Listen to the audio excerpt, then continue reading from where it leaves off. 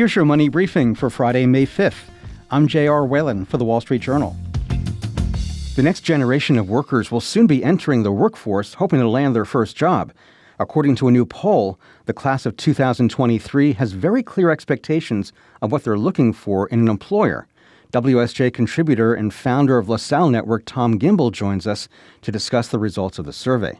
So, Tom, college seniors often line up jobs before graduating, but LaSalle's most recent survey showed that 62% of recent grads had accepted a job offer by the time they finished college. What does that tell us about the job market for the class of 2023? We surveyed about 2,500 soon-to-be college graduates, and what it said to us when the number was so high, that there is some pending fear over the economy. They don't want to wait and see what's out there. They interviewed aggressively, and when an offer came, they took it. Now, simultaneously, I think it's a much more educated group of people due to social media and transparency. So I think they also know what's available more than any other graduating class as well. So the combination of the two. What does it tell us about the demand for college graduates? Well, what it says is about 6 months ago, it was almost a 2-to-1 ratio, 1.5-to-1 ratio of the number of jobs available versus workers. And now we're about a 1-to-1. But what it says is that from an experienced staff, companies can't find the people. And so when that happens, they're going to revert to recent college graduates. They're going to sign them up early. They want to get the best of the best. You know, Tom, as much as nearly any 2023 grad wants to land a job, the employers really need to attract the right candidates to fill the spots. What did students say they're looking for in an employer? They want to know that there is career development, there's career progression, there's some sort of mentorship, that people actually, at the end of the day, people care about me and I can hear it. I don't mind working 60 or 70 hours a week if that's what the case may be, and that there's a light at the end of the tunnel.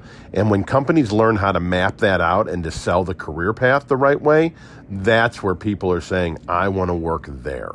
You know, but career development, isn't that important for nearly anybody looking for an employer? It is, and that's what they want, but the difference is most employers don't sell it. They think, I have a job that I need to get done today, and they talk about that, and they talk about the perks of the company. Oh, we're a best place to work, or we get off early on Fridays during the summer, or whatever it may be, but they don't say, in 2 years, you can be here. In 5 years, you can be here. Here's the lateral movement. Here's the traditional upward mobility. Here's an example of 2 or 3 people who started in your role and where they're at today, right? To me, it's not about what's possible. It's about how you message what's possible. In past surveys and in this year's survey, college seniors said that company culture is important to them. Why does that keep coming up? Well, I think it's where society's gone. I'm 51 years old. I know when my dad was grinding it out in the 70s and the 80s, it was do what I tell you to do, and we'll see you for your bonus, and you'll know if you got a good job, and that was it. And even in the mid to late 90s when you came in and there wasn't social media and the internet and email was just happening, there wasn't as much communication amongst people. If you wanted to talk to somebody, you either had to see them in person or pick up a phone. And now it's email, it's Teams, it's Slack, it's instant messaging, it's texting, right? So I can text you and go, hey, JR, did John, our boss, just give you a raise? Did he yell at you? Did he, right? Instantaneously, we share these things. So culture is so important for people to know what they're getting into. Coming out of the pandemic, we see a spotlight on some benefits like remote work. What are the college seniors' thoughts on a hybrid work schedule or mixing in remote work? Yeah, 4% want fully remote. The majority want hybrid, because if you ask somebody if they want to, when they choose not have to come into an office or get on a bus or a car, right, they're going to say yes. But what we're seeing beyond the survey in actual conversations is the kids coming out of college are more than okay with going into the office. They want the right job at the right company. They want to move to cities where there is a healthy environment. They want to be around other people, period, but other young people. They want to build friendships, and going into an office isn't something they oppose.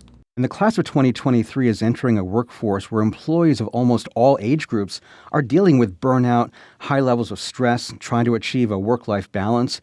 And more companies are recognizing that. But are 2023 grads prepared for that type of environment?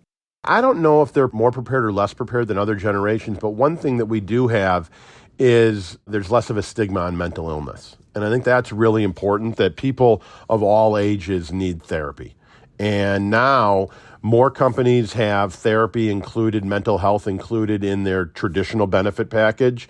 And through COVID, with virtual therapy sessions, that was happening. What I think is really key is that leadership of a company has to let people know it's okay.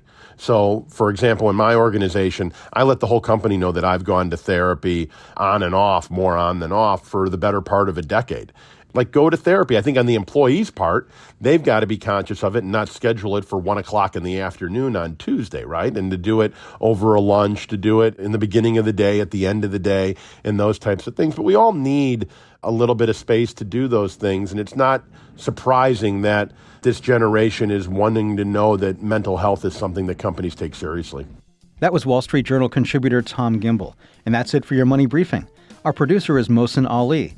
Our supervising producer is Melanie Roy, and our executive producer is Chris Zinsley. I'm your host, J.R. Whalen. Thanks for listening, and have a great weekend.